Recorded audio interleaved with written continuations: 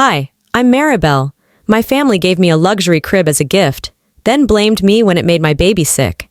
They called me paranoid, said I was overreacting. But behind my back, they were rewriting medical records, staging fake photos, and trying to silence me with legal threats. What would you do if the people who say they love you are the ones erasing your reality? The sunlight slanted across the nursery floor, hitting the edge of the white lacquer crib like a spotlight. It should have looked serene, perfect even, but I couldn't shake the way my stomach tightened every time I glanced at it.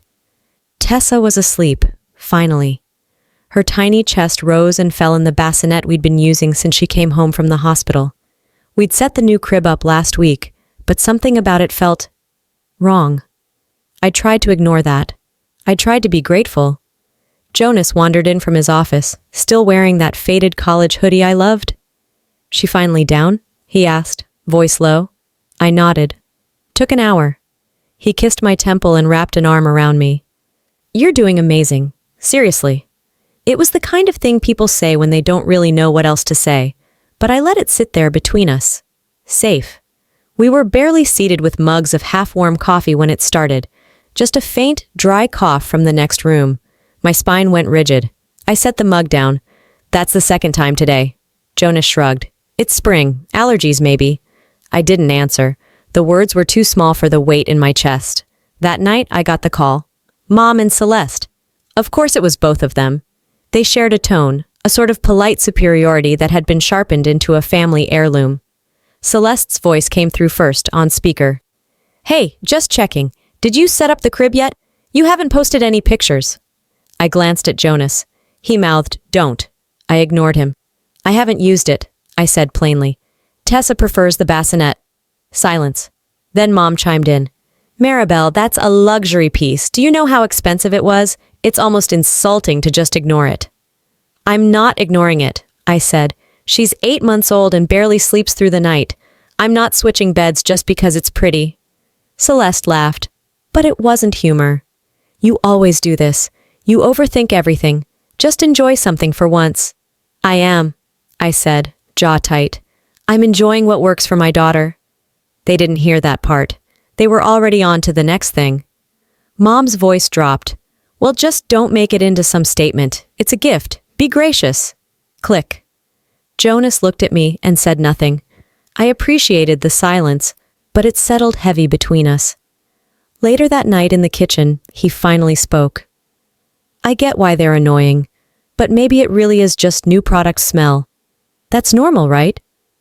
"I don't know," I said, quieter than I meant to. She started coughing again the moment I laid her in it yesterday. Rash, too. He leaned against the counter, folding his arms. "Could be coincidence." "Could be," I echoed, but I didn't believe it. Not anymore. When the house had fallen silent and Jonas was back in his office, I crept into the nursery. Tessa was asleep again, this time on the small woven mat beside the crib. Not ideal, but safe. I stood before the crib like it might speak to me. I leaned in, inhaled.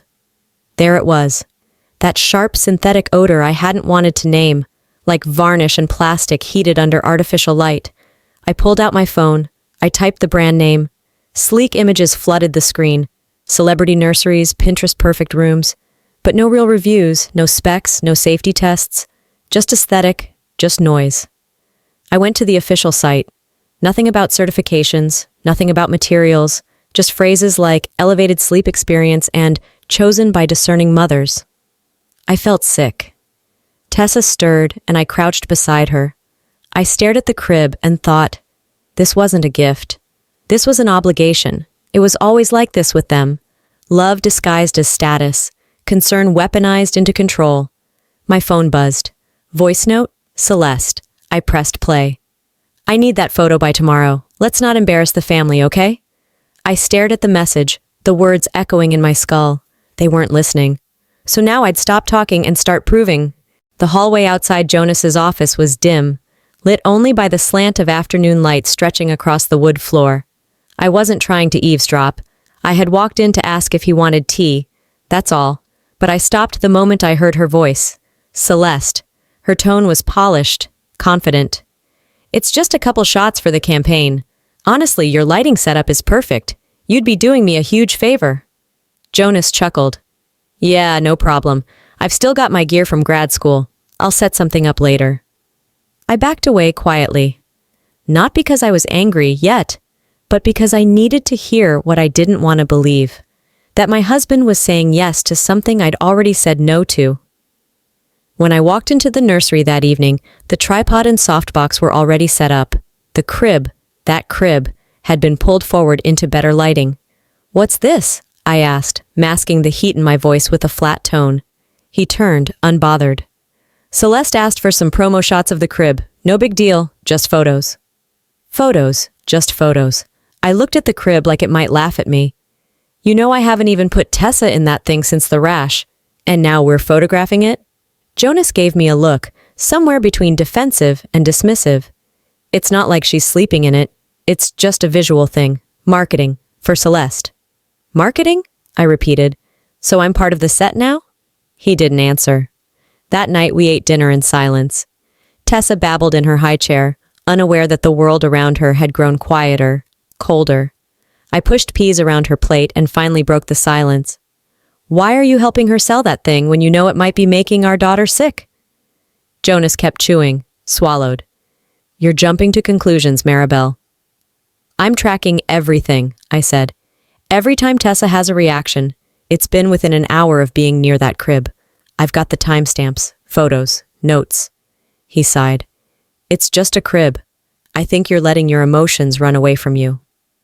I stared at him, and for the first time in a long time, I didn't feel like we were on the same team. I didn't yell. I didn't argue. But something in me closed. The next morning, I opened his laptop to check our shared grocery list. That's all I was doing.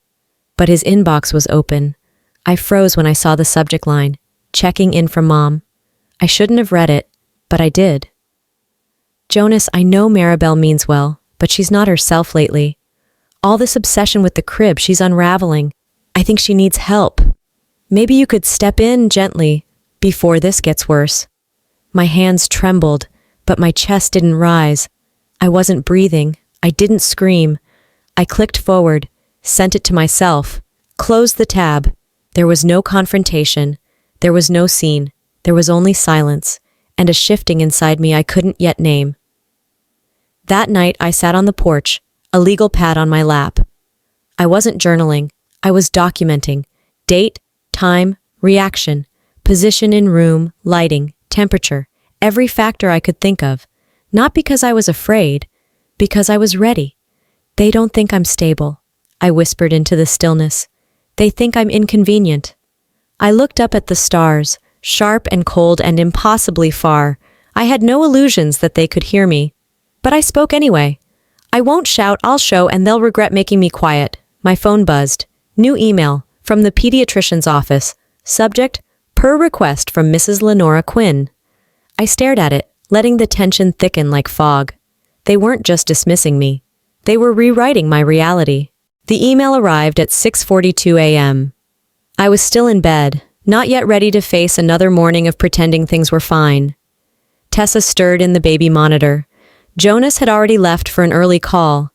I reached for my phone, dreading the usual flood of unread messages. But this one stopped me cold. Subject line, Pediatric Evaluation Summary, per request from Mrs. Lenora Quinn. I tapped it open with fingers already shaking. The document was sterile, clinical, neatly written and emotionally vacant. It concluded that there was no evidence suggesting a causal link between the baby's crib and her recent skin irritations or respiratory symptoms. Signed at the bottom, Dr. Marcy Wilburn. I knew that name. She'd been my family doctor when I was 15, also one of Mom's closest friends from the school district committee. Of course. I stared at the screen, heart pounding so hard it was painful. They weren't just doubting me. They were cleaning up the mess behind my back, rewriting reports, polishing records, erasing me, one letter at a time.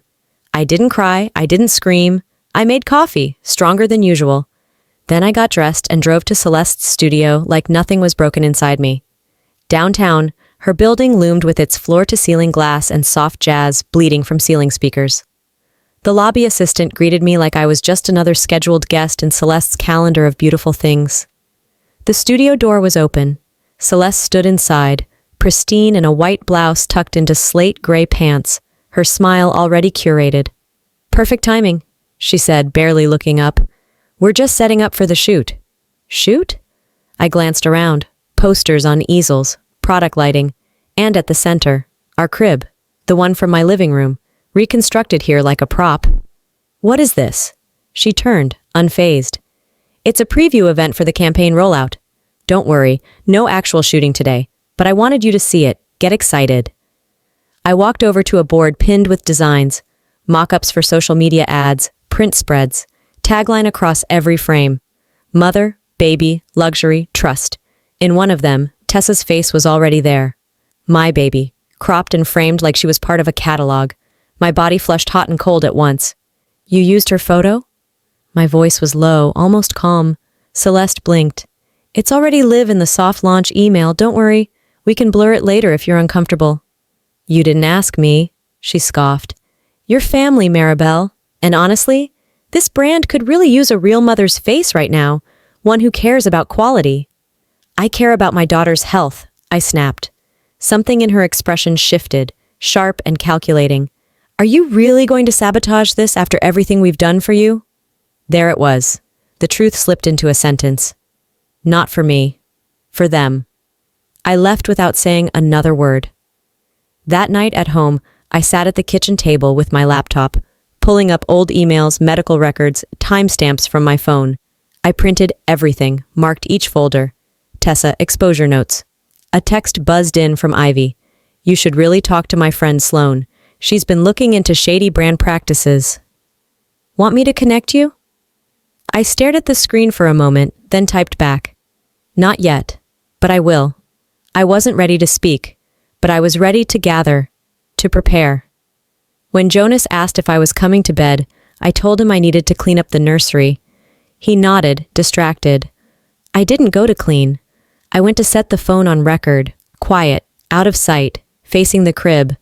If they wanted to erase evidence, I would make sure they had no room to lie. I whispered to the still room as I adjusted the angle. "If they want proof, I'll give them what they can't deny." I kissed Tessa's head, her breath warm against my neck. Then my phone pinged again. Family group chat. I hesitated, then opened it. Celeste had just posted, "Excited for tomorrow's luxury mama shoot with my precious niece." I stared at it for a full minute. Then I closed the app. Tomorrow they'd fake the perfect mother. But I was done pretending. It was just after 7 when I saw it. I was holding Tessa with one arm, scrolling with the other, trying to keep my mind off the hollow thud that had settled in my chest ever since the email from the pediatrician's office. I didn't expect to see anything that would shake me further, but then I did. There it was. Celeste's latest Instagram post. A baby, sleeping soundly in the crib. The crib. Posed just right. Peaceful. Framed in soft lighting and bathed in pastel filters. The caption beneath it stopped my breath cold. Grateful for the family who believes in quality and trust. The baby wasn't Tessa, but it looked close enough to fool the world. The angle, the lighting, the way the blanket was folded. It was a performance, and the audience would eat it up. Jonas entered the kitchen, still barefoot, sipping his coffee. "What's wrong?" I turned the screen toward him. "She used a fake baby." He blinked. "What?" "She staged this, posted it like it was Tessa. Because I wouldn't do it, she found another baby and pretended it was mine." I could hear my voice, low and sharp, each word cutting into itself. He tried to reason. "Maybe it's not what it looks like. Maybe she—" "Don't." I dropped my hand, screen facing the counter. "She used a fake baby to silence the truth, to overwrite me." Jonas didn't say anything. What was left to say? By 10, I was sitting across from Dr. Milton in a sterile, cold office that smelled of lemon cleaner and old plastic. He was kind but blunt. That part I respected. He handed me the lab report like it was a death certificate. "High concentrations of formaldehyde in the finish," he said, "and brominated flame retardants in the foam padding. Both are known irritants, especially for infants." My hands curled around the paper as I scanned the numbers. the terminology I didn't need to understand to feel the impact. This crib is technically illegal in several states, he added, glancing up.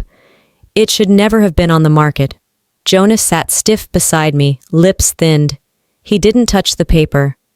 I kept staring at the page, willing my heart to keep beating at a steady pace.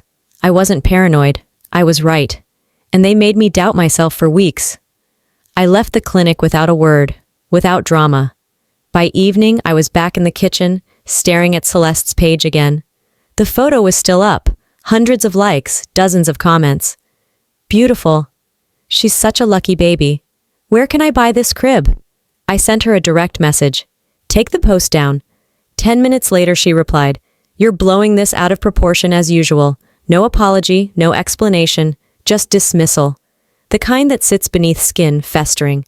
I screenshotted the entire thread, every like, every image, every digital fingerprint.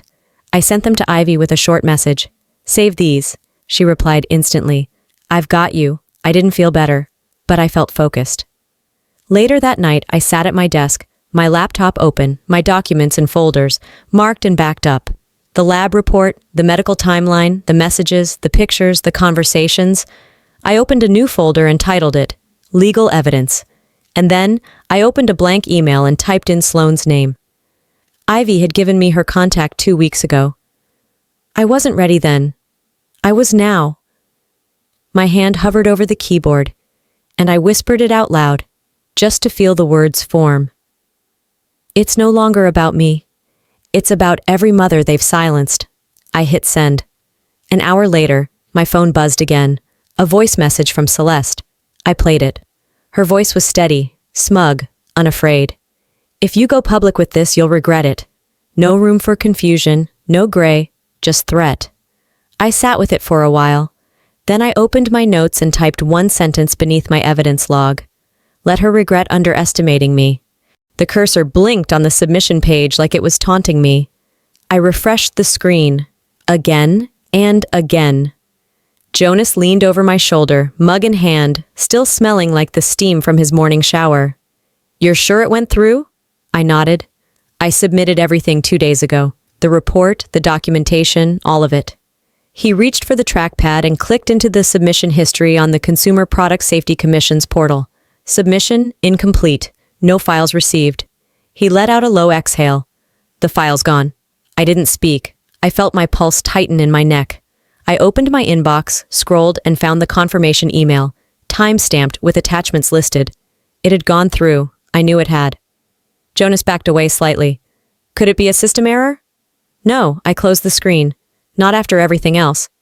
30 minutes later, a knock at the door pulled me from the fog. A courier. Small envelope. No return address, but the seal was too polished to be anything casual. I opened it on the kitchen counter with Tessa perched in her high chair, smearing banana on her cheeks. Legal notice, cease and desist, from a boutique corporate law firm in Dallas, representing the brand, citing ongoing defamation, reputational harm, and interference with commercial activity. I read it once, then again. Jonas read over my shoulder. She actually did it, he said, almost breathless. I didn't respond. The words ran over my skin like something venomous. I reached for the notice, folded it in thirds, slid it under a notebook on the counter. This is how far she's willing to go, I said quietly. I looked at my daughter. She was laughing now, throwing bits of banana at the dog, and I'd never felt more sober. That night, the porch was cool. The Texas air had started shifting, early summer pressing in around the edges. I sat next to Jonas, legs tucked beneath me, a blanket wrapped around my shoulders, though I didn't feel cold. I turned to him, words already sharpened in my mind. I need to know, I said. Are you still in this with me? Really in it? He didn't hesitate. Yours always. We didn't say Celeste's name. We didn't have to. We talked about next steps instead. Contact Sloane, I said. Even if the commission ignores this, we go public. Jonas nodded. And I'll go through everything again. Reformat the files, scan backups. They won't erase it this time. If they want war, I said, we won't fight quietly. Back inside, Tessa had fallen asleep in her new crib, the one we picked out ourselves. No branding, no polish, just smooth, warm wood that didn't smell like a chemical lab. I stood at the edge of the room for a while, listening to her breathe. Then I opened my file cabinet. I pulled the fireproof folder from the bottom drawer and opened it like I was touching something sacred. Inside, the lab report, the full report I'd already sent, the screenshots of Celeste's fake post, her message threatening me, and now the cease and desist letter. I added one more thing, a written summary of the missing submission. No emotion, just fact. And then, in the blank space at the bottom of the page, I wrote, "You can threaten me, you can gaslight me, but you don't get to rewrite my daughter's story." I zipped the folder closed. My phone buzzed. "Ivy, Sloane's free to meet this week. You ready?" I stared at the screen for a second. Then I typed back, "I've never been more ready." I found Jonas in his office with the blinds pulled tight, the light of his monitor reflecting off his glasses. He didn't look up when I stepped in. His hands were frozen on the mouse, and the color in his face had drained to something pale and unsettled. "What is it?" I asked, but my stomach already knew. He clicked once more, then leaned back slowly. "Celeste's lawyer, Trent Colton." I frowned. "You know him?" "We used to work together, years ago. Tech patent litigation. He's ruthless, smart. He knows how to make things disappear. People too." I sank into the chair across from him. "So it's not just a firm, it's personal." Jonas nodded. "He knows me. He knows how I think, how I argue. If Celeste wanted someone who could twist this into something ugly, she picked the right guy." I folded my arms. "Then we don't give him anything to twist." The next morning, I sat across from Sloane Merrick in a quiet booth at an East Austin cafe. She was sharper than I expected. No small talk, no soft voice. She laid her phone on the table face down and got right to it. "You're not the first," she said, sliding a folder toward me. "But you might be the last if we do this right." Inside were clippings, emails, screenshots, parents who had posted online about rashes, strange odors, breathing problems, influencers who deleted their reviews overnight, one woman who had gone quiet after hiring a lawyer and then moved states. "This company's dangerous," Sloane said. "They don't just silence people, they erase them, carefully, legally." I traced a name with my finger, a mother in Nevada. Her blog was still up, but the last post had ended abruptly. No update since. "They have PR firms, shell LLCs, and lawyers who specialize in burying complaints under contracts and NDAs. I nodded, my voice calm, anchored. "Then we better make it count." We agreed, if they came for me, we'd go bigger, public, loud. She'd publish a long-form exposé. My story, the science, the silenced voices, all of it. Late that night, Jonas sat at the coffee table, papers scattered across the rug, his laptop running too many windows. Ivy was on speaker, her voice calm and focused. "I've got 5 moms who've agreed to share anonymously," she said. 2 have photos, 1 has a medical bill. Jonas chimed in. "I found the contract Celeste signed with the brand last quarter. It's buried under another LLC, but the name matches her marketing firm. She's directly profiting from every unit sold." I stood by the window, arms crossed, watching Tessa sleep on the monitor. "We're building a case," I said. "You, Jonas, on the legal side. Ivy's got the community, and Sloane's the megaphone." Jonas looked up. "What about you?" I turned from the window. "I'm the one they didn't expect to fight back." He smiled, small but real. "If they want to bury the truth," I added, "we'll hand-deliver it to their doorstep." The next day, Sloane messaged me from downtown.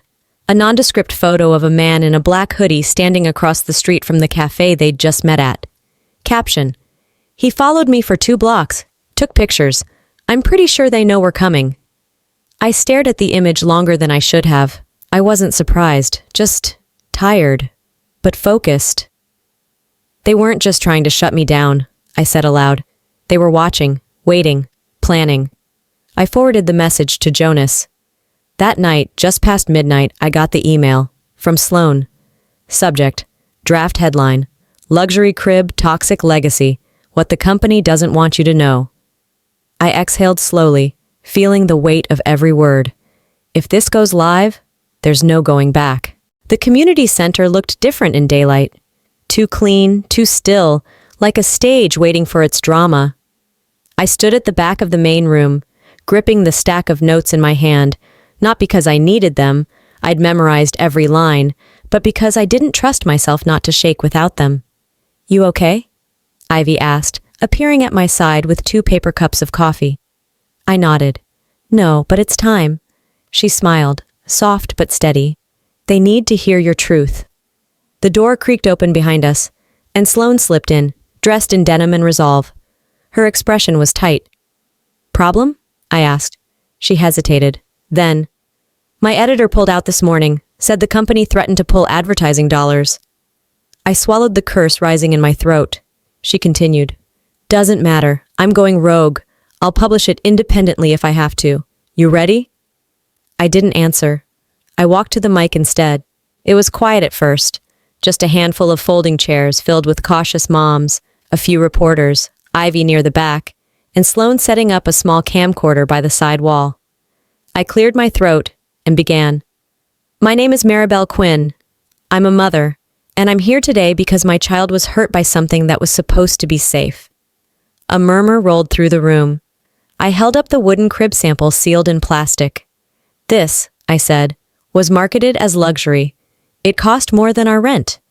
It was gifted to us with love, or at least, that's what I thought." I paused. "It caused skin reactions, respiratory issues, and when I tried to say something, I was told I was overreacting." I glanced around. Some mothers nodded. Some leaned forward. "Let me be clear," I said. "I am not here to destroy a brand. I'm here because no one, especially not a mother, should be manipulated into silence to protect someone else's image." Then the doors banged open. Celeste, perfect hair, heels clicking like punctuation, phone already raised, filming. "This is slander," she said, loud enough for every voice to quiet. I took a step back but didn't retreat. She kept walking. "You're doing this for attention. You want sympathy. You want people to feel sorry for you because you failed as a mom." Something flickered in me, then died. She didn't realize how small she'd just made herself. I raised the sealed wood again. "Would you like to hold this? See if your niece reacts again like she did last time?" The audience turned with her. A few cameras clicked. Celeste stiffened, then forced a laugh. "You're unbelievable." "Funny," I said. "I was about to say the same thing." She looked like she wanted to speak again, then didn't. She turned and left. And that's when it happened. A woman in the second row stood. "My baby had the same rash," she said, voice trembling. "I didn't think anyone would believe me." Another mother raised her hand. "Mine too. I still have the photos." More murmurs, then voices, real ones, raw, shared. Sloane stepped up beside me. "That," she whispered, "was your proof. The crowd's with you now."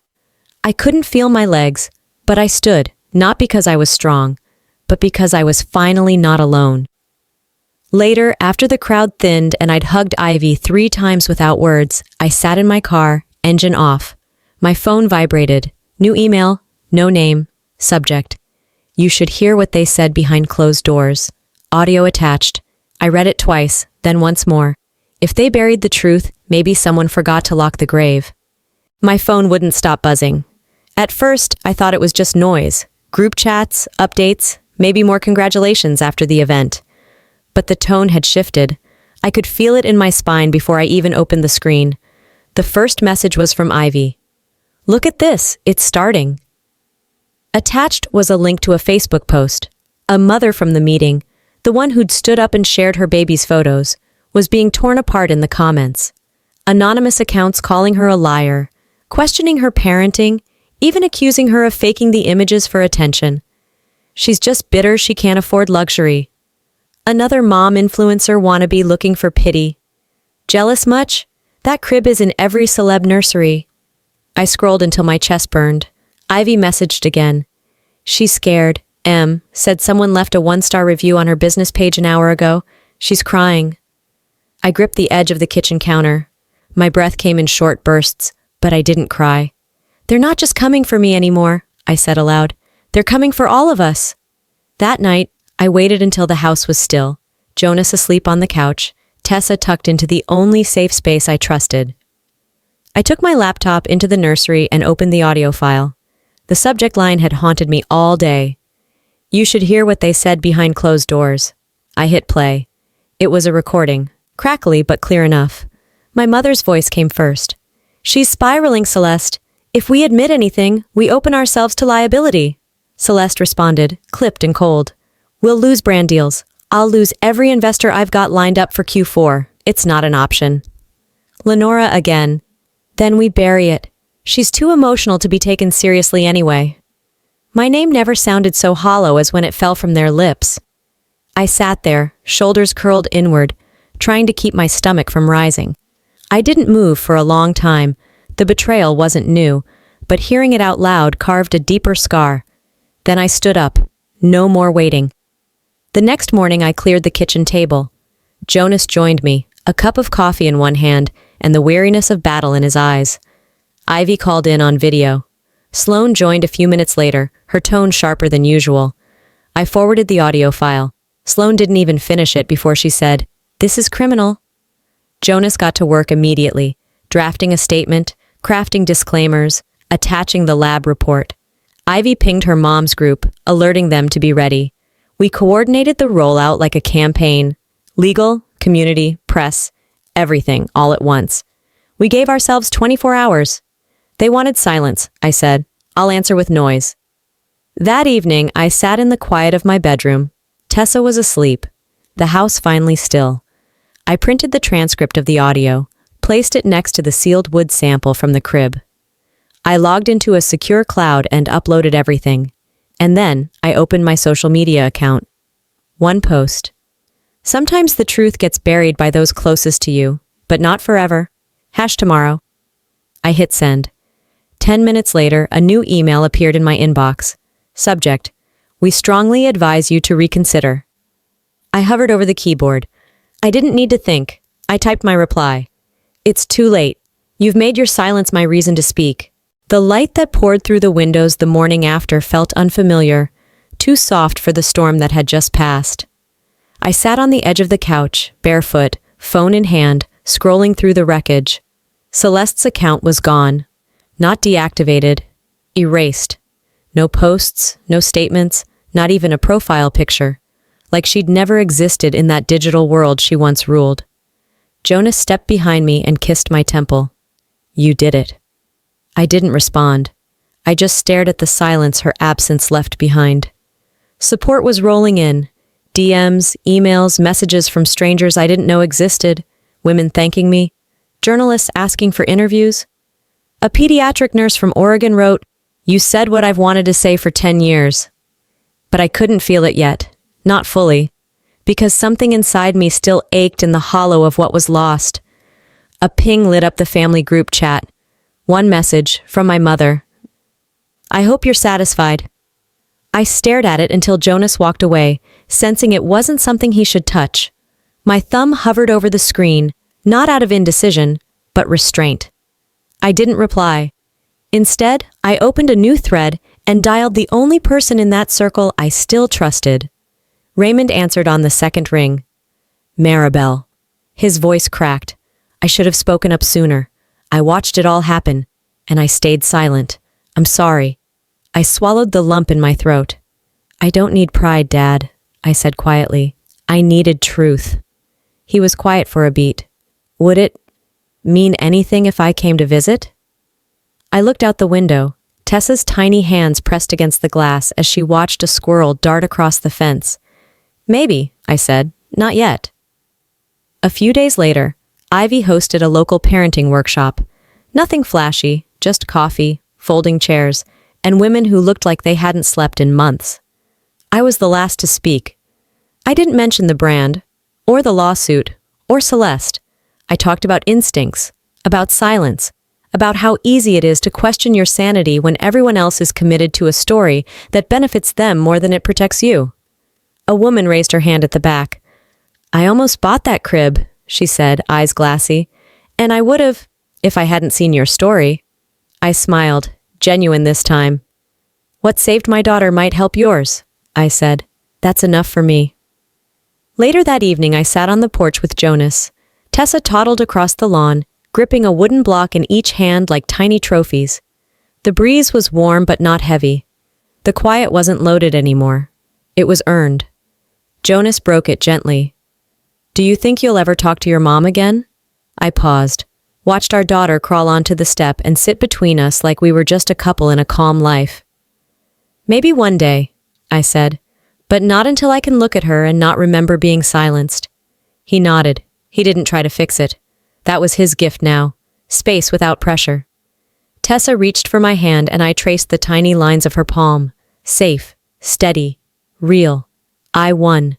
But healing doesn't always mean reunion. That night, alone in our bedroom, I opened the drawer beside the bed. Inside, my journal, the lab report, the audio transcript, and the cease and desist sealed in a file folder, labeled with nothing. I flipped to a blank page and wrote a single line. "Sometimes the people who hurt you most are the ones you loved first." Then I closed the drawer. Not because I wanted to forget, but because I'd finally decided what to remember. Healing is quiet, but it leaves echoes loud enough to protect someone else's child. Looking back, I didn't expect that a crib, something meant to cradle new life, would become the spark that tore apart everything I once trusted. But sometimes, it's the smallest fractures that expose the biggest truths. If this story resonates with you, maybe it's because you, too, have questioned yourself, while everyone else insisted you were wrong. Maybe you've been gaslit by people who said they loved you. Maybe you've stood in a room full of smiling faces and realized you were completely alone. And maybe, like me, you've reached the point where silence is no longer safety, it's surrender. What I've learned is this: you don't need to be loud to be powerful. You don't need everyone to believe you. You just need you, your voice, your clarity, your proof. And once you find that, no one can bury you again. So what would you do if your truth made others uncomfortable? Would you still speak it? I'd love to hear from you. Did this story strike a chord? Type 1 in the comments if it did, or tell me where you're watching from. If you didn't like it, that's okay too. Drop a comment and let me know what didn't work for you. I read every single one. And if you want more stories that dig deep, challenge norms, and reflect the raw corners of life in America, don't forget to hit that subscribe button. Let's keep growing, questioning, and healing together.